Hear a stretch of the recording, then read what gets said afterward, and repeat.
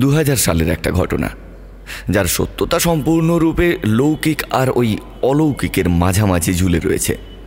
তাই সত্য মিথ্যার যাচাই না করে আসল কাহিনীতে আসা যাক। বীরপাড়া কলেজ থেকে বেরিয়ে পায়ে হেঁটে উদ্ধব যখন বাস ধরার জন্য বীরপাড়া বাসস্ট্যান্ডে দাঁড়িয়ে থাকে, তখন সে একজন বৃদ্ধকে প্রায় দেখতে পায়। বৃদ্ধ লোকটার বয়স আন্দাজ 70 বছর হবে। কলেজের ছুটির পর বীরপাড়া বাসস্ট্যান্ডে এসে উদ্ধব দেখে ওই বৃদ্ধ তার দিকে বিস্ফারিত চোখে তাকিয়ে থাকেন। বিষয়টা উদ্ধব 15-20 দিন ধরেই লক্ষ্য করছে, কিন্তু সে ওই বৃদ্ধকে কখনোই কিছু বলে না। এমনিতেই উদ্ধব খুব মানসিক একটা উৎকণ্ঠার মধ্যে রয়েছে, কারণ গত 3-4 বছর ধরে ভয়ঙ্কর একটা স্বপ্ন তাকে কুরে কুরে খাচ্ছে। রাতের বেলা ঘুমন্ত অবস্থায় স্বপ্নের মধ্যে সে প্রায় দেখে হিংস্র কয়েকজন লোক তার হাতে পায়ে দড়ি বেঁধে তাকে একটা কুয়োতে ফেলে দিচ্ছে। উদ্ধব তার ওই স্বপ্নের কথা অসীমকে ছাড়া আর কাউকে বলেনি। অসীম হলো উদ্ধবের প্রাণের বন্ধু। তারা দুজনে একই কলেজে পড়াশোনা করে, দুজনেই বাংলা অনার্স, সেকেন্ড ইয়ার। উদ্ধবের স্বপ্নটা অসীম প্রথমের দিকে হেসে উড়িয়ে দিলেও পরে কিন্তু অসীম উদ্ধবকে ভালো কোনো সাইকিয়াট্রিস্টের পরামর্শ নেওয়ার কথা বলে। সেই অনুযায়ী দুই বন্ধু মিলে কয়েকবার ডক্টর মল্লিকা মুখার্জির চেম্বারেও গিয়েছিল এবং প্রায় 2 বছর ধরে উদ্ধব ওষুধও খাচ্ছে, কিন্তু কোনো ফল হয়নি। ওই একই স্বপ্ন উদ্ধব ঘুমের ঘোরে বারংবার দেখতে থাকে এবং মাঝরাতে সে ঘর্মাক্ত শরীরে হঠাৎ ভয়ে জেগে ওঠে। ওই দুঃস্বপ্নের কথাটা সে তার বাবা মাকে অনেকবার বলবার চেষ্টা করেছে, কিন্তু পারেনি। সে নিয়মিত পড়াশোনা করে এবং কলেজে যায় আসে, কিন্তু ইদানিং বীরপাড়া বাসস্ট্যান্ডে ওই বৃদ্ধ লোকটা তাকে খুব করে ভাবিয়ে তুলেছে। বাসস্ট্যান্ডে প্রতিদিন নানান মানুষজনের সমাগম হয়, অথচ ওই বৃদ্ধ শুধু উদ্ধবের দিকে চেয়ে থাকে। আর তার ওই দৃষ্টি দেখলে উদ্ধব মনে মনে ভাবে, লোকটা কি আমাকে কিছু বলতে চান? যদি তাই হয় তাহলে উনি কিছু বলছেন না কেন? লোকটা কি বোবা, না এর পেছনে অন্য কোনো রহস্য রয়েছে? বিষয়টা নিয়ে তার মনটা অনবরত কেমন যেন খচখচ করে ওঠে। তাই সে স্থির করে একবার সে যেচে গিয়ে লোকটার সঙ্গে কথা বলবে। সেদিন বিকেলে উদ্ধব আবার দেখতে পেল সেই বৃদ্ধ লোকটিকে। সেই একই রকমভাবে অদ্ভুত দৃষ্টিতে উদ্ধবের দিকে চেয়ে রয়েছে লোকটা। উদ্ধব লোকটির দিকে যাওয়ার জন্য পা বাড়িয়েছে, এমন সময় সে হঠাৎ দেখে লোকটা তারই দিকে এগিয়ে আসছেন। উদ্ধব থমকে দাঁড়ালো। বৃদ্ধ সামান্য কম্পিত পায়ে উদ্ধবের কাছে এসে বললেন, একটু নির্জনে যাবে বাবা, কিছু কথা আছে। বৃদ্ধ কি বলবেন সেটা শোনার জন্য উদ্ধব খুব আগ্রহী ছিল। তাই বৃদ্ধের কথায় রাজি হয়ে উদ্ধব বলল, বেশ, চলুন। বৃদ্ধের পেছন পেছন গিয়ে বাসস্ট্যান্ড থেকে অনতি দূরে একটা গাছের তলায় গিয়ে দাঁড়ালো তারা। বৃদ্ধ গাছের তলায় বসে পড়ে একটু জড়িয়ে জড়িয়ে বললেন, দেখে তো মনে হচ্ছে তোমার বয়স 20 কি 21 হবে। তা তোমার জন্ম কোন সালে? আমার জন্ম 1980 সালে। এখন 2000 সাল চলছে, তার মানে আমার অনুমানই ঠিক। তোমার বয়স এখন 20। তা তোমার নামটা কি? আমার নাম উদ্ধব কুমার নন্দী। বৃদ্ধ বড় বড় চোখ করে উদ্ধবের দিকে কিছুক্ষণ চেয়ে থাকার পর বললেন, তা তোমার বাড়ি কোথায় উদ্ধব? এই কাছাকাছি আমার বাড়ি, এখান থেকে 10 কিলোমিটার দূরে। আচ্ছা, আপনি কে বলুন তো? বেশ কয়েকদিন ধরে দেখছি আপনি আমার দিকে বেশ অদ্ভুতভাবে তাকিয়ে থাকেন। আমার বিষয়ে আপনি এতটা কেন আগ্রহী? আমার নাম দেবকুমার ধর, তবে তুমি আমায় দাদু বলে ডাকতে পারো। ঠিক আছে, আমি না হয় আপনাকে দাদু বলেই ডাকবো, কিন্তু আপনার বাড়ি কোথায় সেটা তো বলুন। মেদিনীপুর জেলার ছোট্ট একটা গ্রামে আমার বাড়ি। তোমাদের এই বীরপাড়ায় আমার এক আত্মীয়ের বাড়িতে আমি এসেছি। আজ থেকে দিন 20 আগে এই বাস স্ট্যান্ডে প্রথমবার আমি তোমাকে দেখেই চমকে উঠেছিলাম। তাই আমি এখানে প্রায় প্রতিদিনই এসে থাকি। কেন চমকে ওঠার কারণটা কি? সে ইতিহাস জানতে হলে তোমাকে মেদিনীপুরে যেতে হবে। মেদিনীপুর? আপনি কি এমন ইতিহাসের কথা বলছেন? আমি বলি কি উদ্ধব, তুমি আমার সঙ্গে মেদিনীপুর চলো। তুমি তোমার মা বাবাকেও সঙ্গে নিতে পারো, তাতে আমার কোনো আপত্তি নেই। উদ্ধব কয়েক মুহূর্ত চুপ করে থেকে মনে মনে ভাবল, লোকটার অন্য কোনো মতলব নেই তো? মেদিনীপুরে নিয়ে গিয়ে লোকটা আবার আমাকে বিপদে ফেলবে না তো? কি এমন রহস্যজনক ইতিহাসের কথা বলতে চাইছেন উনি? এই ইতিহাসের পেছনে যেহেতু উদ্ধব নিজেই জড়িয়ে গেছে, সেহেতু বিষয়টা তাকে জানতেই হবে। উদ্ধব অত্যন্ত শান্ত কণ্ঠে বলল, ঠিক আছে দাদু, মেদিনীপুরে আমি যাব কি যাব না সেটা আমি আপনাকে আগামীকাল জানাবো। আমাকে একটু ভাবতে সময় দিন। এমন সময় একটা বাস এসে থামল। দাদু, আমি এখন আসছি বলে উদ্ধব বাসের দিকে দৌড়ে গেল।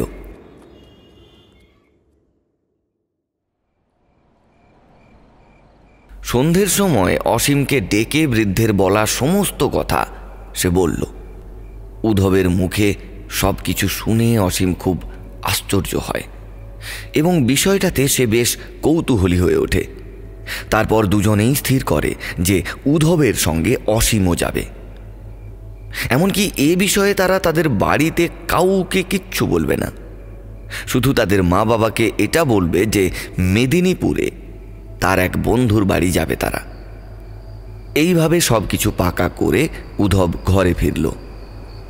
রাতের বেলা সে যখন বিছানায় শুয়েছিল, তখন নানান রকম চিন্তা আর দুশ্চিন্তার দল তাকে যেন ঘিরে ধরল। বৃদ্ধের মুখ দেখে উদ্ধবের একবারও মনে হয়নি যে লোকটা ফ্রড। তার আচরণ দেখে মনে হয় যেন তার সমস্ত কথার মধ্যে গভীর সত্যতা লুকিয়ে রয়েছে। আর যদি লোকটার মনের মধ্যে খারাপ কোনো অভিসন্ধি থেকেও থাকে, তবুও তার ভয়ের কোনো কারণ নেই, কারণ তার সঙ্গে তো তার বন্ধু অসীম যাচ্ছে। এইসব ভাবনাতে ডুবে যেতে যেতে যখন গভীর রাত হলো, উদ্ধব তখন অবসন্নতায় আচ্ছন্ন হয়ে ঘুমিয়ে পড়ে। তারপর হঠাৎ সেই লোমহর্ষক স্বপ্নটা তছনছ করে দিয়ে গেল তার নিদ্রাকে। ধর্মড় করে উঠে বিছানাতে বসে পড়ে উদ্ধব। থরথর করে কাঁপতে থাকে সে। এবার তার স্বপ্নতে নতুন একটা দৃশ্য সংযোজন হয়েছে। এবার সে স্বপ্নে দেখল কয়েকজন মিলে তার হাত পা বেঁধে একটা কুয়োতে ফেলে দিচ্ছে এবং একজন অপূর্ব সুন্দরী মেয়ে গগন গগন বলে আর্তচিৎকার করে চলেছে। উদ্ধব আর কোনো কিছু ভাবতে পারছিল না। হতভম্বের মতো বসে সারাটা রাত কাটিয়ে দেয়। পরের দিন বিকেলে কলেজ ছুটির পর বীরপাড়া বাসস্ট্যান্ডে এসে সেই গাছতলায় উদ্ধব ও অসীম দেবকুমার বাবুর সাথে দেখা করে। উদ্ধব দেবকুমার বাবুকে বলল, দাদু, আমি মনস্থির করে ফেলেছি, আমি আপনার সঙ্গে মেদিনীপুর যাব। সঙ্গে আমার এই বন্ধু যাবে, এর নাম অসীম। তোমার বাবা মা যাবেন না? না, আমার সঙ্গে এই অসীম যাবে। আমি বলি কি দাদু, আপনি যেটা বলতে চাইছেন সেটা এখানেই বলুন না। এর জন্য আমাদের কি মেদিনীপুরে যেতেই হবে? আমি যদি তোমাদের এখন ঘটনাটা বলি তাহলে তোমাদের বিশ্বাস নাও হতে পারে। তার চেয়ে বরং ঠিক আছে, আমরা যাব, কিন্তু আপনার কোনো কুমতলব নেই তো? দেবকুমার বাবুর মুখে ফুটে উঠল করুণ হাসি। উনি বললেন, কুমতলব বলতে তুমি কি বলতে চাইছো? আমি বলতে চাইছি হয়তো আপনি আমাদের মেদিনীপুরে নিয়ে গিয়ে কোনো বিপদে ফেলে দিলেন। তোমার এই ধারণাটাও স্বাভাবিক, কিন্তু তোমরা আমার প্রতি বিশ্বাস রাখতে পারো। আপনার প্রতি আমাদের বিশ্বাস আছে, আমরা যাব। তারপর আর বেশি কিছু কথা হলো না। দেবকুমার বাবুর সঙ্গে মেদিনীপুর যাওয়ার দিনক্ষণ ঠিক করা হলো। তারপর উদ্ধব আর অসীম যে যার বাড়ি ফিরে গেল। এক সন্ধ্যায় অসীম এবং উদ্ধব দেবকুমার বাবুর সাথে মেদিনীপুরে গিয়ে পৌঁছল। বৃদ্ধের বাড়িতে পৌঁছে তারা দেখল যে বাড়িটা বহু দিনের পুরনো এবং দেওয়ালের কোনো কোনো স্থানে প্যালেস্তারা খসে খসে গিয়ে ক্ষয়প্রাপ্ত ইট দেখা যাচ্ছে। তবে বাড়িটা কিন্তু বেশ পরিষ্কার পরিচ্ছন্ন। ওই বৃদ্ধ অর্থাৎ দেবকুমার বাবুর কাছ থেকে তারা জানতে পারল যে তার পরিবারে বাচ্চা কাচ্চা নিয়ে মোট 10 জন এবং সবাই এই বাড়িতেই থাকে। সে যাই হোক, বৃদ্ধ কিন্তু অতিথি আপ্যায়নে কোনো ত্রুটি রাখলেন না এবং তাতে উদ্ধব ও অসীম খুবই মুগ্ধ হল। দেবকুমার বাবুর নির্দেশ অনুযায়ী ওনার বড় ছেলে উদ্ধব ও অসীমকে একটা রুম দেখিয়ে দিলেন। তারা রুমে প্রবেশ করে ড্রেস চেঞ্জ করে একটুখানি ফ্রেশ হয়ে নিল। তারপর একটা চেয়ারে বসে অসীম বলল, দাদুর এই বাড়িতে যে কয়েকটা বৈদ্যুতিক বাল্ব আমার চোখে পড়েছে সেই সবগুলোই কেমন যেন জ্যোতি কম। উদ্ধব পালঙ্কের ওপর পা ঝুলিয়ে বসল। তারপর বলল, তুই ঠিকই বলেছিস, আর সেই জন্যই বাড়িটা দেখলেই কেমন গাটা ছমছম ছমছম করে ওঠে। আচ্ছা উদ্ধব, দাদু তো কই এখনো কিছু বললেন না বা দেখালেন না? আমিও না সেটাই ভাবছি। এক্ষুনি একবার ওনার কাছে যাবি নাকি? তুই ঠিক বলেছিস অসীম, চল ওনার কাছে যাই, চল। বলে উদ্ধব পালঙ্ক ছেড়ে উঠে দাঁড়ালো। এমন সময় দুজন ভদ্রমহিলা দুটো জলখাবারের প্লেট, একটা জলের মগ এবং দুটো জলের গ্লাস এনে একটা ট্রের ওপর রাখলেন। তারপর একজন ভদ্রমহিলা বললেন, তোমরা খেতে শুরু করো, বাবা আসছেন। ভদ্রমহিলা দুজন রুম থেকে বেরিয়ে গেলেন। উদ্ধব আর অসীম একটা একটা করে নিমকি, সিঙাড়া এবং কেক তৃপ্তির সঙ্গে চিবোতে থাকে। কিছুক্ষণ পর দেবকুমার বাবু রুমে প্রবেশ করলেন এবং ওনার পেছন আরও একজন বৃদ্ধ এলেন। দেবকুমার বাবু বললেন, তোমাদের সঙ্গে আর একজনের সাক্ষাৎ করিয়ে দিচ্ছি। এর নাম তারানাথ ধর। আমাদের পাড়াতেই এর বাড়ি। তারানাথ বাবু কয়েক পা এগিয়ে এলেন এবং উদ্ধবকে দেখে চমকে উঠে উনি বললেন, গগনদা। সঙ্গে সঙ্গে উদ্ধবের হাতের কেকটা ছিটকে পড়ল মেঝের ওপর। উদ্ধব যেন হঠাৎ করে একটা শক পেল। তার বুকের ভেতরটা ঢিপ ঢিপ করতে শুরু করেছে। তারানাথ বাবু কি বললেন যেন? গগনদা? এই গগন নামটাই তো তার স্বপ্নের মধ্যে ওই সুন্দরী মেয়েটা চিৎকার করতে করতে বলছিল, যেটা ও কয়েকদিন আগেই স্বপ্নে দেখেছে। এখন আবার ওই নামটাই সে তারানাথ বাবুর মুখে শুনল। কিন্তু কেন?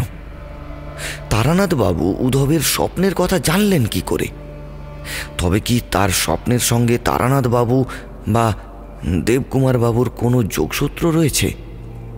বিষয়টা উদ্ধবের কোনো মতেই স্বাভাবিক ঠেকছিল না।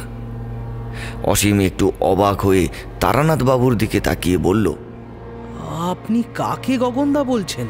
তারানাথ বাবু উদ্ধবের দিকে আঙুল নির্দেশ করে বললেন, এই তো আমাদের গগনদা। এই যে অবিশ্বাস্য, হ্যাঁ, এ তো অবিশ্বাস্য। দেবকুমার বাবু একটা চেয়ারে বসে পড়ে তারানাথ বাবুর উদ্দেশ্যে বললেন, তারানাথ, উদ্ধবকে গগনদার মতো দেখতে না? ও কিন্তু আমাদের গগনদা নয়। কিন্তু কিন্তু এটা কি করে সম্ভব? হ্যাঁ, গগনদার মতো হুবহু একই রকম দেখতে, একই রকম। বুঝলি তারানাথ, অবাক হওয়াটাই স্বাভাবিক। উদ্ধবকে আমি যেদিন প্রথম দেখি সেদিন আমিও অবাক হয়েছিলাম। আমি সব বুঝতে পেরেছি দেবকুমার। আসলে আমারই ভুল হয়েছিল। গগনদা আমাদের চেয়ে তো 3-4 বছরের বড় ছিল, কিন্তু উদ্ধব তো একদম ছেলে মানুষ। আমারই ভুল, তুই ঠিকই বলেছিস তারানাথ, উদ্ধবের বয়স এখন 20।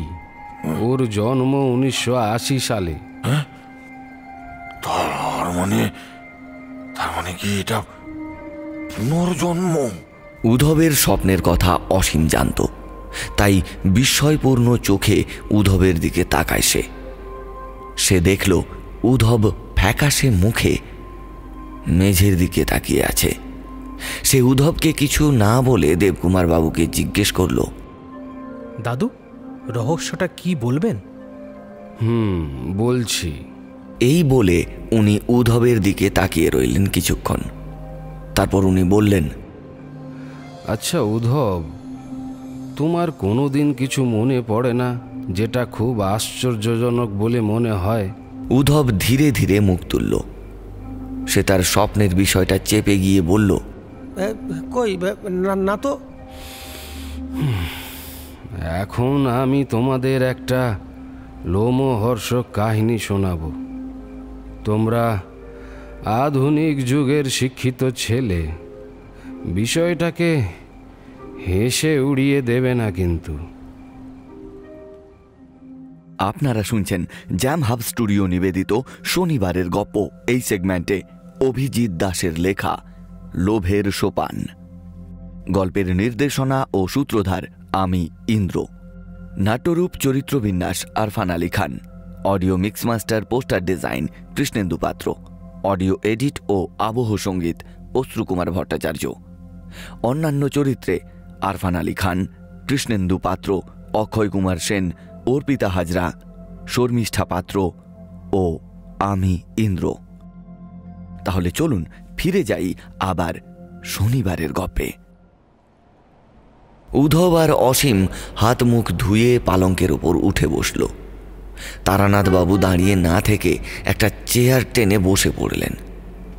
দেবকুমার বাবু এবার বলে চললেন, আজ থেকে বহু বছর আগে আমাদের গ্রামে অজিতেশ মুন্সি নামে এক ধনী জমিদার ছিলেন। লোকটা ভয়ঙ্কর অত্যাচারী ছিলেন। চাষিরা খাজনা দিতে না পারলে উনি তাদের উপর পশুর মতো আচরণ করতেন। কাউকে চাবুকের ঘায়ে জর্জরিত করতেন, কারোর হাত কেটে নিতেন বা কারোর সন্তানকে জ্যান্ত পুড়িয়ে মারতেন। এই রকম স্বৈরাচারী জমিদার অজিতেশ মুন্সির 17 বছরের কন্যা কস্তুরীর প্রেমে পড়ে এই গ্রামেরই একজন গরিব চাষির 19 বছরের পুত্র, মানে আমাদের গগনদা। আমরা গগনদার থেকে বয়সে ছোট হলেও আমরা কিন্তু গগনদার সাথেই ঘুরে বেড়াতাম এবং খেলাধুলোও করতাম। গগনদা আমাদের খুব ভালোবাসতেন। যাকগে সে কথা। কস্তুরী প্রথমের দিকে গগনদার ভালোবাসায় সাড়া না দিলেও পরে কিন্তু গগনদার মহান হৃদয়ের সামনে কস্তুরীকে ঝুঁকতেই হলো। গগনদা এবং কস্তুরীর প্রেমের বিষয়টা চারিদিকে কানাঘুষো হতে হতে একটা সময় সেটা অজিতেশ মুন্সির কানে পৌঁছয়। অজিতেশ মুন্সি ক্রোধের আগুনে জ্বলে উঠলেন। অজিতেশ মুন্সি কাউকে ভয় না পেলেও আগুনকে ভীষণ ভয় পেতেন। তাই এক সন্ধ্যায় উনি গগনদাকে পুড়িয়ে মারবার জন্য নিজে না গিয়ে কয়েকজন গুন্ডা পাঠিয়ে গগনদার বাড়িতে আগুন লাগিয়ে দেন। ওই সময় গগনদা বাড়িতে ছিলেন না। ওই সময় গগনদা বাড়িতে ছিল না, কিন্তু গগনদার বাবা মা আগুনে পুড়ে মারা গেলেন। অজিতেশ মুন্সি যখন শুনলেন উনি গগনদাকে মারতে পারেননি, তখন উনি ওই গুন্ডাদের লেলিয়ে দিলেন। গগনদা কয়েকদিন জঙ্গলে লুকিয়ে রইল। তারপর এক রাতে গগনদা অজিতেশ মুন্সির গায়ে ওনার গোলা বাড়ি শুদ্ধ আগুন লাগিয়ে কস্তুরীকে নিয়ে পালাচ্ছিল। কিন্তু অজিতেশ মুন্সির বড় ছেলে তার দল বল নিয়ে গগনদা এবং কস্তুরীকে ধরে ফেলে। অজিতেশ মুন্সির গুন্ডারা তখন গগনদার হাত পা বেঁধে মারতে মারতে একটা কুয়োতে ফেলে দেয়। আর এদিকে অজিতেশ মুন্সিও আগুনে পুড়ে মারা যান। এমন সময় অসীম বলল, আপনারা কেউ আপনাদের গগনদাকে বাঁচানোর চেষ্টা করেননি? রাতের অন্ধকারে দূর থেকে লুকিয়ে লুকিয়ে আমরা এই নির্মম দৃশ্য দেখেছিলাম, কিন্তু ওই গুন্ডাদের বিরুদ্ধে রুখে দাঁড়ানোর সাহস এবং শক্তি কোনোটাই আমাদের ছিল না। ঘোর জলে ডুবে গগনদা মারা গেল। অসুর সমান ওই গুন্ডা দল তারপর বড় বড় পাথর ফেলে কুয়োটাকে ভরে দেয়। গ্রামের কেউ ওই কুয়ো থেকে গগনদার লাশ তুলে আনার সাহস আর দেখায়নি। ওই কুয়োটা এখনো আছে? অনেক বছর অতিক্রম হয়ে গেল। কুয়োটার উপর মাটি চাপা পড়েছে এবং তার উপর বিভিন্ন ধরনের গাছ আর লতা জন্মেছে। কুয়োটাকে এখন আর দেখা যায় না। অবশ্য মাটি খুঁড়লে। তারপর কস্তুরী দেবীর কি হলো বলুন? পরে উনি বিয়ে করেছিলেন নিশ্চয়ই? কস্তুরীর বাড়ির লোকেরা ওকে বিয়ে দেওয়ার জন্য বহু চেষ্টা করেছিল, কিন্তু কস্তুরী কোনো মতেই রাজি হয়নি। এ কথা বলাই বাহুল্য যে গগনদার মৃত্যুর পর কস্তুরী প্রায় পাগলিনীর মতো হয়ে যায়। আচ্ছা, ওই অজিতেশ মুন্সির বংশধরেরা কেউ না কেউ নিশ্চয়ই বেঁচে আছেন। আর কস্তুরী দেবী, উনি কি? 1985 সালে গগনদার লাগানো আগুনে অজিতেশ মুন্সি পুড়ে মরলেন। তারপর অজানা এক রোগ ওনার বাড়ির প্রায় সবাইকে গ্রাস করে নেয়। মুখ দিয়ে রক্ত উঠে এক এক করে মারা যায়। অজিতেশ মুন্সির ছোট ছেলে কয়েক বছর জমিদারি সামলাচ্ছিল। তারপর 1950 সাল নাগাদ জমিদারি প্রথার উচ্ছেদ ঘটে। অজিতেশ মুন্সির ছোট ছেলের হাত থেকে ক্ষমতা চলে গেলেও তার দাপট কিন্তু কমছিল না। তারপর হঠাৎ করে একদিন ওই একই রকমভাবে তারও মুখ দিয়ে রক্ত উঠে মারা যায়। এইভাবে অজিতেশ মুন্সির পরিবারের সবাই মারা যায়, কিন্তু কস্তুরী বেঁচে রইল। ও এখনো বেঁচে আছে। হোয়াট? কস্তুরী দেবী এখনো বেঁচে আছেন? হ্যাঁ, কস্তুরী এখনো বেঁচে আছে। ওর কোনো এক দূর সম্পর্কের আত্মীয়া ওর সঙ্গে থাকেন। তবে কস্তুরী প্রায় সারাক্ষণ ওই বন্ধ কুয়োটার পাশে বসে থাকে। মানে আপনাদের গগনদাকে যে কুয়োতে ফেলে দেওয়া হয়েছিল সেটাই? হ্যাঁ হ্যাঁ, ওই কুয়োটা। সবই তো বুঝলুম দাদু, কিন্তু আপনি আমাদের এখানে ডেকে এনেছেন কেন? রোদ বৃষ্টি ঝড় সব কিছুকেই উপেক্ষা করে কস্তুরী ওই কুয়োর পাশে বসে থাকে। ওর বিশ্বাস একদিন না একদিন ওর প্রাণের মানুষ মানে আমাদের গগনদা ওই কুয়ো থেকে উঠে আসবে। কস্তুরীর দুর্দশা সহ্য করতে না পেরে আমরা ওকে কয়েকবার ডাক্তারের কাছেও নিয়ে যাই, কিন্তু কোনো ফল হয়নি। প্রত্যেকবারই ডাক্তার বলেছে মানসিক আঘাত পেয়ে কস্তুরীর মস্তিষ্কের বিকার ঘটেছে। কস্তুরীকে সুস্থ করতে হলে আবার একবার সাংঘাতিকভাবে মানসিক আঘাতের প্রয়োজন। তাই আমি উদ্ধবকে কস্তুরীর সম্মুখে নিয়ে যেতে চাই। মুন্সি বংশের কেউ ভালো ছিল না, সবাই উগ্র মেজাজি এবং অত্যাচারী ছিল, কিন্তু কস্তুরী সম্পূর্ণ অন্য রকমের মেয়ে। ওর মনটা অনেক বড়। গগনদার মৃত্যুর আগে কস্তুরী অজিতেশ মুন্সির অলক্ষ্যে বহু গরিব দুঃখীকে সাহায্য করত। এখন কস্তুরীর অবস্থা দেখে আমাদের দুঃখ হয়। তাই আমি ভাবলাম উদ্ধবকে দেখে যদি মানসিক আঘাত পেয়ে কস্তুরী সুস্থ হয়, ব্যাস এইটুকুই যা আশা। এছাড়া উদ্ধবকে এখানে নিয়ে আসার আর কোনো উদ্দেশ্য আমার নেই। উদ্ধব এতক্ষণ কোনো কথা বলেনি, গুম হয়ে বসেছিল সে। সে সহসা পালঙ্ক ছেড়ে উঠে দাঁড়িয়ে বলল, দাদু, এই কস্তুরী দেবীর কাছে আমাদের নিয়ে চলুন। আমি এক্ষুনি ওনার সঙ্গে দেখা করতে চাই। হ্যাঁ হ্যাঁ, নিয়ে যাব, তবে কাল সকালে। আসলে পথের ক্লান্তির ফলে আমি একটু অসুস্থ বোধ করছি আর কি। কস্তুরী দেবীর সম্পর্কে আরও বিভিন্ন কথাবার্তার মধ্য দিয়ে রাত্রি 11টা বাজল। তারপর সকলের সঙ্গে রাতের খাবার সেরে উদ্ধব আর অসীম ঘুমিয়ে পড়ল। মাঝরাতে উদ্ধব ঘুমের ঘোরে বিকট স্বরে গঙিয়ে ওঠে এবং সেই শব্দে আচমকা অসীমের ঘুমটা ভেঙে যায়। উদ্ধবের গায়ে ঠেলা দিয়ে অসীম বলল, এই উদ্ধব, কি হয়েছে তোর? উদ্ধব! অজিতেশ, অজিতেশ মুন্সি। ও, তুই স্বপ্ন দেখছিলি? হ্যাঁ হ্যাঁ রে, সেই একই স্বপ্ন। স্বপ্নতে এখন ওই অজিতেশ মুন্সিকেও দেখতে পেলাম। বলিস কি? তা কি দেখলি?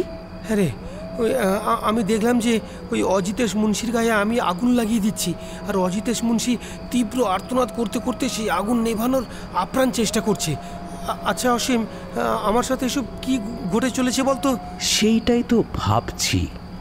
আমার মনে হয় কি জানিস উদ্ধব, তারানাথ বাবুর কথাই ঠিক। তোর পুনর্জন্ম ঘটেছে। আগের জন্মে তুই ওনাদের গগনদাই ছিলি। আমারও না তাই মনে হয়। এসব বিষয় নিয়ে আর মাথা ঘামাস না, নে শুয়ে পড়তো। অসীম শুয়ে পড়ে এবং কিছুক্ষণের মধ্যে তার চোখের পাতা জড়িয়ে আসে। উদ্ধবের কিন্তু ঘুম এলো না। গা ছমছম করা নিস্তব্ধ রাতে সে চুপচাপ শুয়ে থাকে। দূর থেকে হাড় হিম করা শেয়ালের ডাক বারবার তার বুকে এক অশনি সংকেত দিয়ে যায়। সকালে ব্রেকফাস্ট সেরে দেবকুমার বাবু এবং তারানাথ বাবুর সঙ্গে তারা সেই কুয়োটার কাছে পৌঁছল, কিন্তু সেখানে কস্তুরী দেবীকে দেখা গেল না। সেখান থেকে বেশ খানিকটা দূরে একটা পোড়ো বাড়ির দিকে আঙুল নির্দেশ করে দেবকুমার বাবু বললেন, ওই যে বাড়িটা দেখছো, ওটাই অজিতেশ মুন্সির গোলা বাড়ি। গগনদা আগুন লাগানোর ফলে ওই বাড়ির সব কিছু পুড়ে ছাই হয়ে যায়। এখন শুধু পাথর আর ইটের ঠাট্টাই দাঁড়িয়ে আছে। উদ্ধব আর অসীম দেখল যে বাড়িটাকে প্রায় দেখাই যাচ্ছে না।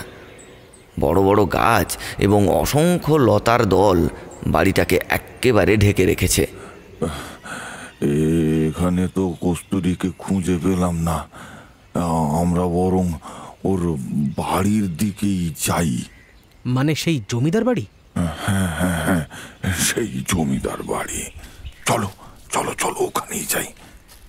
সেখান থেকে অনেকটা দূরে বহু বছরের পুরনো মস্ত বড় একটা অট্টালিকার সামনে সবাই উপস্থিত হলো। মানুষজনের অভাবে সারা বাড়িটা খাঁ করছে। দেবকুমার বাবু এবং তারানাথ বাবু কস্তুরী দেবীর নাম ধরে কয়েকবার ডাকাডাকি করলেন। তারপর একজন বৃদ্ধা, অর্থাৎ কস্তুরী দেবীর দূর সম্পর্কের সেই আত্মীয়া বেরিয়ে এলেন। কস্তুরী সারাক্ষণ বনে বাজারে ঘুরে বেড়ান, তাই এই মুহূর্তে কস্তুরী কোথায় গেছে তা আমি জানি না। কস্তুরী দেবী বাড়ি ফিরলে অবশ্যই খবর দেব। অগত্যা সবাই সেখান থেকে ফিরে এলো। তারপর বিকেল 5টা নাগাদ কস্তুরী দেবীর ওই আত্মীয়া খবর দিলেন যে কস্তুরী দেবী বাড়ির পেছনে। তাই তড়িঘড়ি করে রেডি হয়ে উদ্ধব অসীম যখন দেবকুমার বাবু এবং তারানাথ বাবুর সঙ্গে 7-8 মিনিট হাঁটার পর কস্তুরী দেবীর বাড়িতে পৌঁছল, তখন সেই বৃদ্ধা বললেন, কস্তুরী বাড়ি ফিরেছিল, কিন্তু এই মাত্র বেরিয়ে গেছে। ও, তা ও কোন দিকে গেছে? ওই কুয়োটার দিকে। বাধ্য হয়ে সবাই সেই কুয়োর দিকে দ্রুত পায়ে হেঁটে চলল। উদ্ধবের মনের মধ্যে তখন এক প্রকার ভয় মিশ্রিত উত্তেজনা বিরাজ করছিল। সে তার পূর্বজন্মের প্রেমিকার সঙ্গে দেখা করতে চলেছে। এই পরিস্থিতিটা যে কেমন রূপ ধারণ করবে সেটা সে ভেবে পাচ্ছিল না। যাই হোক, সে যখন সেই কুয়োর কাছে গিয়ে দাঁড়ালো, সে তখন দেখল একটা বড় গাছে ঠেস দিয়ে একজন 71-72 বছরের বৃদ্ধা ঘাসে আবৃত একটা মাটির ঢিপির দিকে তাকিয়ে বসে আছেন। ভদ্রমহিলার কয়েক গোছা চুল পেকে গেছে এবং 2 গালে ভাঁজের রেখা ফুটে উঠেছে, তবে গায়ের রং বেশ ফর্সা। উদ্ধব কিন্তু ভদ্রমহিলাকে চিনতেই পারল না, কারণ সে তার স্বপ্নতে যার আর্তনাদ শুনতে পেয়েছিল সে তো অপূর্ব রূপবতী, একজন 16-17 বছরের মেয়ে। উদ্ধব খুব সহজেই বিষয়টা বুঝতে পারল। অল্প বয়সে বৃদ্ধা অত্যন্ত সুন্দরী ছিলেন। এখন চেহারাতে জরার করাঘাত স্পষ্ট। বৃদ্ধা বন্ধ কুয়োটার দিকে তাকিয়ে নিশ্চুপ হয়ে বসে আছেন, যেন উদ্ধবের আগমনের টেরই পাননি তিনি। এই, এখানে কি করছো কস্তুরী? কস্তুরী দেবী কিন্তু কোনো কথা বললেন না। স্থির দৃষ্টিতে চেয়ে রইলেন সেই মাটির ঢিপিটার দিকে। দেবকুমার বাবু আবার বললেন, আরে বলি, এখানে বসে থেকে তুমি কি পাও? কস্তুরী দেবী এবার কুয়োর দিকে ধীরে ধীরে আঙুল বাড়ালেন। তারপর ধরা গলায় বললেন, ওই ওখানে গগন থাকে, ওখান থেকে গগন আসবে। গগনকে আমার কাছে ফিরতেই হবে। উদ্ধব, তুমি একটু কস্তুরীর দিকে এগিয়ে যাও দেখি। উদ্ধব এগিয়ে যাওয়ার চেষ্টা করল, কিন্তু পারল না। তার পা যেন মাটির সঙ্গে আবদ্ধ হয়ে গেছে। নিথর হয়ে দাঁড়িয়ে রইল সে। তার গায়ের লোম খাড়া হয়ে উঠেছিল। উদ্ধবের বাম কাঁধ চেপে ধরে অসীম বলল, তুই যা উদ্ধব, আমরা তো আছি। এবার উদ্ধব এক পা করে এগিয়ে গেল তার পূর্বজন্মের প্রেমিকার সামনে। কস্তুরী, একবার এদিকে তাকিয়ে দেখো কে এসেছে। কস্তুরী দেবী আস্তে আস্তে ফিরে তাকালেন। সঙ্গে সঙ্গে ওনার চোখ দুটো জল জল করে উঠল, যেন এক পরম তৃপ্তির আনন্দ ওনার চোখে মুখে ঝিলিক দিয়ে গেল।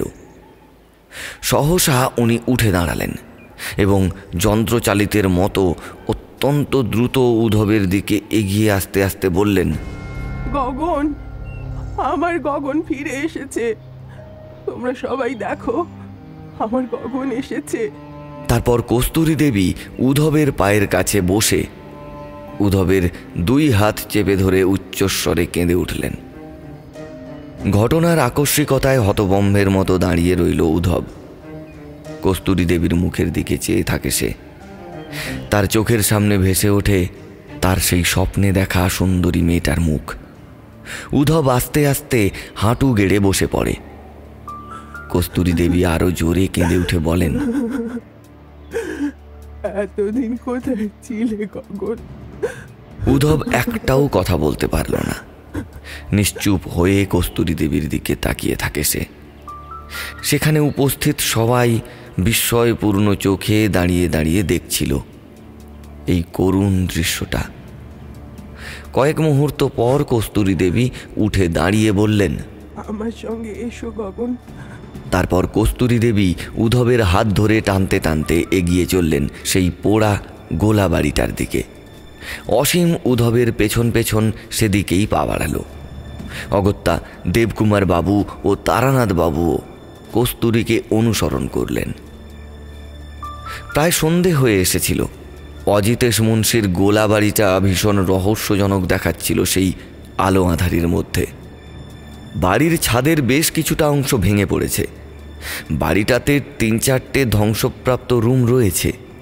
তার মধ্যে একটা রুমের ছাদ এখনো অক্ষত আছে, তবে শ্যাওলা ধরা পাথর আর ইটের দেওয়ালে বড় বড় ফাটলের সৃষ্টি হয়েছে এবং সেই ফাটল ভেদ করে নানান জাতের লতা রুমের ভেতর শাখা প্রশাখা বিস্তার করে চলেছে। ভাঙাচোরা একটা জানালার মধ্য দিয়ে অশ্বত্থ গাছের 2টো মোটা মোটা ডাল রুমে প্রবেশ করেছে। সেই জানালা এবং দেওয়ালের ফাটলের মধ্য দিয়ে সামান্য আলো রুমের ভেতর এসে পড়ার ফলে রুমে যেন একটা শিহরণ জাগানো আলো আধারিক খেলা করছিল। জানালাটার দিকে তাকিয়ে কস্তুরী দেবী চিৎকার করে উঠে বলেন, দেখতে পাচ্ছ তো বাবা, আমার গগন ফিরে এসেছে। গগনকে তুমি মারতে পারোনি। তার সঙ্গে সঙ্গে অশ্বত্থ গাছের ডাল দুটো খসখস শব্দ করে অস্বাভাবিকভাবে নড়ে উঠল। রুমের মধ্যে উপস্থিত সকলের গা ছমছম করতে শুরু করেছে। কস্তুরী দেবী অট্টহাস্য করে আবার বললেন, তোমার সামনে গগন দাঁড়িয়ে আছে, চিনতে পেরেছ তো? আমার গগন। গাছের ডাল দুটো আবার নড়ে ওঠে। এবার উদ্ধব ভয়ে চমকে উঠে কয়েক পা পিছিয়ে আসে। অসীম ভূতে বিশ্বাস না করলেও এই সময় সে ভীষণভাবে ভয় পেল। এমন সময় সবাই আতঙ্কিত চোখে তাকিয়ে দেখল বড় একটা পাথরের খণ্ড ঘরের মেঝে থেকে আপনা আপনি ধীরে ধীরে ওপরের দিকে উঠতে উঠতে 5-6 ফুট উঁচুতে উঠে শূন্যে স্থির হয়ে গেল। কস্তুরী দেবী চিৎকার করে বলে উঠলেন, না বাবা, তুমি এটা করতে পারবে না বাবা। তারপর পাথর খণ্ডটা মুহূর্তের মধ্যেই ছিটকে এলো উদ্ধবের মাথা লক্ষ্য করে, আর সঙ্গে সঙ্গে উদ্ধব মাথা ঝুঁকিয়ে বসে পড়ল এবং পাথরটা গিয়ে সজোরে আঘাত হানল ঘরের দেওয়ালে। তারানাথ বাবু প্রবল উত্তেজনাপূর্ণ সন্ত্রস্ত কণ্ঠে বললেন,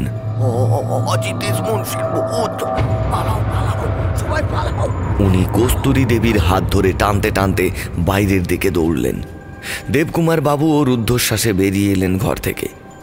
অসীম কম্পিত কণ্ঠে বলে ওঠে, চল চল উদ্ধব, এখানে আর এক মুহূর্তও নয়। উদ্ধব মেঝে থেকে উঠে দাঁড়াতে যাবে, ঠিক সেই সময় তারা শুনতে পেল দেওয়ালের পাশে একটা ভয়ঙ্কর ঘসঘসে শব্দ। অসীম ঘাড় ঘুরিয়ে দেখল সেই পাথরটা আস্তে আস্তে করে আবার উঠে এসেছে 5 থেকে 6 ফুট উঁচুতে, ঠিক উদ্ধবের মাথার ওপর। অসীম উদ্ধবের হাত ধরে একটা হ্যাঁচকা টান মেরে উদ্ধবকে সরিয়ে নিল। উদ্ধব গড়িয়ে পড়ল মেঝের ওপর, আর মুহূর্তের মধ্যে পাথরটা ধপ করে খসে পড়ল মেঝের ওপর। তারপর তার থেকে একটা টুকরো ছিটকে গিয়ে লাগলো উদ্ধবের ডান হাতের কনুইতে। উদ্ধব আর অসীম কোনো রকমে প্রাণ বাঁচিয়ে ঘরের বাইরে এলো। তারা যখন দ্রুত ঘর থেকে বেরিয়ে আসছিল তখন স্পষ্ট শুনতে পেল রুমের মধ্যে যেন তোলপাড় শুরু হয়েছে। তারা একবার পেছনের দিকে ফিরে তাকালো এবং দেখল অশ্বত্থ গাছের দুটো ডাল আর দেওয়ালের লতাগুলো ভয়ঙ্করভাবে আন্দোলিত হয়ে চলেছে। অসংখ্য বাদুড় আর চামচিকের দল উন্মত্তের মতো ডানা ঝাপটাতে ঝাপটাতে উড়ে বেড়াচ্ছে।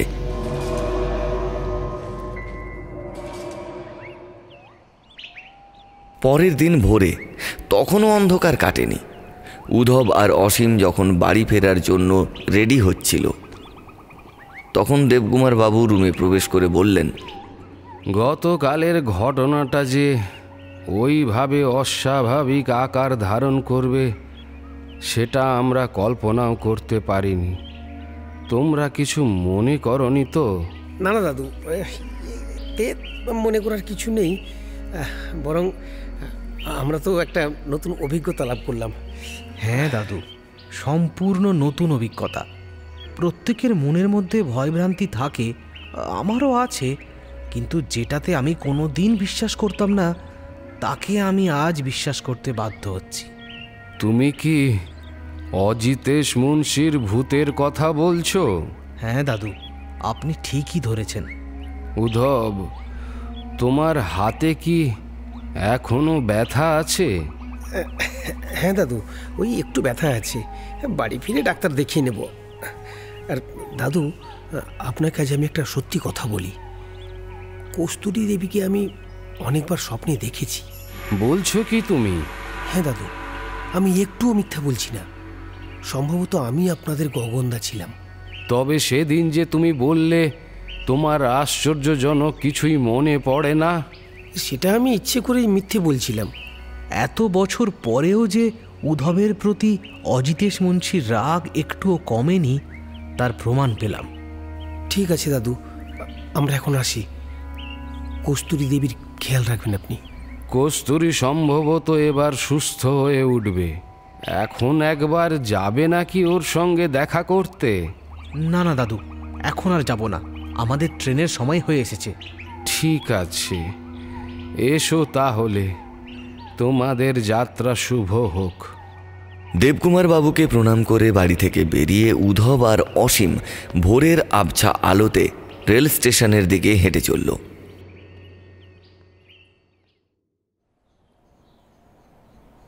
দিন 20 পর এক বিকেলে উদ্ধব সবেমাত্র কলেজ থেকে ফিরেছে। এমন সময় তার নামে একটা চিঠি এলো। উদ্ধব দেখল সেটা দেবকুমার বাবুর চিঠি। সে এক নিঃশ্বাসে চিঠিটা পড়ে ফেলল। চিঠিতে লেখা রয়েছে কয়েকদিন আগে কস্তুরী দেবী অজিতেশ মুন্সির সেই গোলা বাড়িতে নিজের গায়ে আগুন লাগিয়ে মারা যান। উদ্ধব চিঠিটা ভাঁজ করে নিজের পকেটে রেখে একটা চেয়ারে গা এলিয়ে দেয়। মুচকি মুচকি হাসতে থাকে সে। তার অদ্ভুত স্বপ্ন এবং দেবকুমার বাবুর কারণে এই বয়সে উদ্ধব আজ কোটি কোটি টাকার সম্পত্তির মালিক। সেই পোড়ো গোলা বাড়িতে যেদিন অজিতেশ মুন্সির ভূত তাকে পাথর ছুঁড়ে মেরেছিল, সেই রাতে সে দেবকুমার বাবুর বাড়িতে এক টুকরো স্বপ্ন দেখেছিল। যদিও ওই স্বপ্নের পর থেকে আজ পর্যন্ত সে আর কোনো স্বপ্নই দেখেনি। দেবকুমার বাবুর বাড়িতে সেই রাতে সে যে স্বপ্নটা দেখেছিল তাতে সে কস্তুরী দেবীকেও দেখতে পায়নি এবং ওনার চিৎকারও শোনেননি। সেই স্বপ্নের মধ্যে সে শুধু অজিতেশ মুন্সিকেই দেখেছিল। সেই স্বপ্নের কথাটা গোপন রেখেছিল সে, কারণ তার মনের মধ্যে লালসা বাসা বেঁধেছিল। তার মনে প্রাণে যে লোভ জন্ম নিয়েছিল, সেই লোভের সোপান হল তার বিচিত্র স্বপ্ন এবং দেবকুমার বাবু। এক দুপা করে সেই সোপানে উঠতে উঠতে উদ্ধব এমন উঁচুতে উঠে গিয়েছিল যে সে তার নৈতিক পতনটা টেরই পেল না। তাই তো সে যেদিন মেদিনীপুর থেকে বাড়ি ফিরছিল তার ঠিক 10 দিন পর খুব গোপনে সে আবার মেদিনীপুর যাওয়ার উদ্দেশ্যে ট্রেনে চেপে বসেছিল। লোভটা তাকে এমনভাবে আষ্ঠে পৃষ্ঠে জড়িয়ে ধরেছিল যে তার প্রাণের বন্ধু অসীমকেও সে সঙ্গে নেয়নি। মনে অদম্য সাহস এনে নিজের প্রাণের ঝুঁকি নিয়ে এক সন্ধ্যায় সে চুপি সারে পৌঁছেছিল অজিতেশ মুন্সির সেই পোড়ো গোলা বাড়িতে। দেবকুমার বাবুর কাছে সে তো শুনেই ছিল যে অজিতেশ মুন্সি আগুনে ভীষণ ভয় পেতেন, তাই সঙ্গে করে সে নিয়ে গিয়েছিল 1 বোতল কেরোসিন, কিছু ছেঁড়া কাপড় আর একটা লাইটার। সেই রহস্যজনক রুমটার সামনে পৌঁছে উদ্ধব একটা কাপড়ে আগুন লাগিয়ে সেটা রুমের মধ্যে ছুঁড়ে ফেলে। উদ্ধব ভয়ে ঠকঠক করে কাঁপতে থাকে, তবুও সে হাল ছেড়ে দেয়নি। একটার পর একটা ছেঁড়া কাপড়ে কেরোসিন ঢেলে আগুন লাগিয়ে অত্যন্ত দ্রুত সেগুলোকে ঘরের মধ্যে ছুঁড়তে থাকে সে। ঘরের মধ্যে দাউ দাউ করে জ্বলে উঠে আগুন। উদ্ধব দৌড়ে যায় পূর্ব পাশের দেওয়ালের দিকে। আগুনের ভয়ে হয়তো অজিতেশ মুন্সির ভূত তাকে তখন পাথর ছুঁড়ে মারেনি। সে যাই হোক, সে তার সমস্ত শক্তি দিয়ে দেওয়ালের একটা স্থানে 2-3 বার লাথি মারে, আর মুহূর্তের মধ্যেই খানিকটা প্যালেস্তারা খসে গিয়ে বেরিয়ে পড়ে একটা খুব ছোট্ট আকৃতির ক্ষয়প্রাপ্ত কাঠের কপাট। এক ধাক্কায় উদ্ধব সেটাকে ভেঙে ফেলে। সে দেখে সেটা একটা ছোটোখাটো গুপ্ত খুপি, যেখানে রাখা রয়েছে কালো কাপড় দিয়ে তৈরি একটা খুব ছোট্ট সাইজের ব্যাগ। উদ্ধব ব্যাগটা হাতে তুলে নেয়। সে দেখে ব্যাগের মুখ সেলাই করে বন্ধ করা রয়েছে। সে প্রবল তাপ অনুভব করে, কারণ সারা ঘরময় ছড়িয়ে পড়েছে আগুন। এখন সেই আগুন বীভৎস আকার ধারণ করেছে। উদ্ধব ব্যাগটা নিয়ে আগুনের প্রকোপ থেকে নিজেকে বাঁচিয়ে কয়েকটা লম্বা লাফ দিয়ে রুদ্ধশ্বাসে রুম থেকে বেরিয়ে যাবে, ঠিক এমন সময় সে দেখতে পায় ভাঙাচোরা দরজার কাছে দাঁড়িয়ে আছেন কস্তুরী দেবী। উদ্ধব খুব ভয় পায়। আগুনের প্রবল উত্তাপ থাকা সত্ত্বেও তার গায়ের রক্ত কেমন যেন হিম হয়ে আসে। কস্তুরী দেবী বিস্ফারিত চোখে উদ্ধবের দিকে তাকিয়ে বলেন, সম্পূর্ণ গগনের মতো দেখতে, কিন্তু তুমি গগন নও। আজ থেকে বহু বছর আগে গগন মারা গেছে।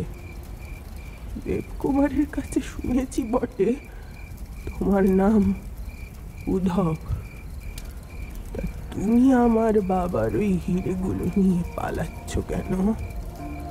আমার গগনের কিন্তু তোমার মতো লোভ ছিল না। চমকে ওঠে উদ্ধব। সে স্পষ্ট বুঝতে পারে কস্তুরী দেবী সম্পূর্ণ সুস্থ হয়ে উঠেছেন, ওনার আর মাথার বিকার নেই। সেই মুহূর্তে উদ্ধব কি করবে আর ভেবে পাচ্ছিল না। ছোট ওই ব্যাগটার মধ্যে বেশ বড় সাইজের কয়েকটা হিরে লুকোনো ছিল। সেটা সে জানত, কারণ সে স্বপ্নে দেখেছিল আগের জন্মে গগন অর্থাৎ উদ্ধব নিজেই যখন অজিতেশ মুন্সিকে পুড়িয়ে মারতে গিয়েছিল, ঠিক তার আগের মুহূর্তে অজিতেশ মুন্সি হিরেগুলোকে ওই গুপ্ত খুপড়ির মধ্যে লুকিয়ে দেওয়ালে পলেস্তারা লাগাচ্ছিল। গগন লুকিয়ে লুকিয়ে সব দেখেছিল। তার যেহেতু কোনো লোভ ছিল না, সেহেতু অজিতেশ মুন্সির গায়ে আগুন লাগিয়ে হিরেগুলোকে না নিয়েই সে পালিয়ে যায়। গগনের লোভ ছিল না ঠিকই, কিন্তু উদ্ধব হিরেগুলোর প্রতি লোভ সামলাতে পারেনি। তাই হঠাৎ করে তার মাথায় আসে একটা দুষ্টু বুদ্ধির। সেই সন্ধ্যায় 72 বছরের ওই বৃদ্ধা মানে কস্তুরী দেবী বলেছিলেন, ওই হিরেগুলো আমাকে ফিরিয়ে দাও উদ্ধব। ওগুলো আমি সমাজ সেবার কাজে লাগাবো। ওগুলো দিয়ে আমি একটা স্কুল, একটা অনাথ আশ্রম গড়ে তুলব। ওগুলো আমাকে দিয়ে দাও উদ্ধব। আমার গগন খুব ভালো মানুষ ছিল, সব সময় অন্যের উপকারের কথা ভাবত। তুমিও স্বার্থপর হয়েও না উদ্ধব। উদ্ধব কিন্তু কস্তুরী দেবীর কথায় কান দেয়নি। তার চোখে জ্বলে ওঠে শুধু লোলুপতার আগুন। জঘন্য পশুর মতো সে এক ধাক্কায় কস্তুরী দেবীকে আগুনের মধ্যে ফেলে দিয়ে অন্ধকারে গা ঢাকা দেয়। কস্তুরী দেবীর করুণ আর্তচিৎকার উদ্ধব শুনতে পেয়েছিল, কিন্তু সেদিকে সে ঘুরেও তাকায়নি। সোজা রেল স্টেশনে এসে সে একটা ট্রেনে চড়ে বসে।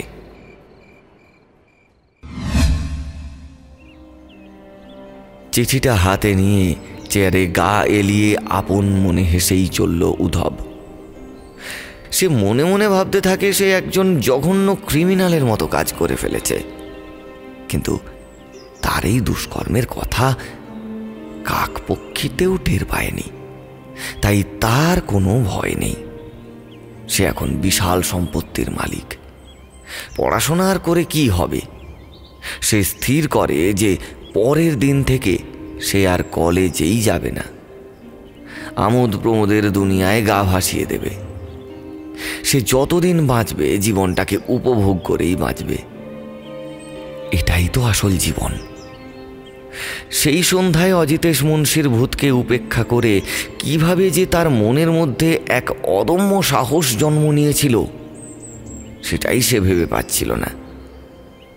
এরকম আরো অনেক কিছু ভাবতে ভাবতে উদ্ধবের চোখে মুখে ফুটে ওঠে এক ক্রূর হাসির বক্ররেখা।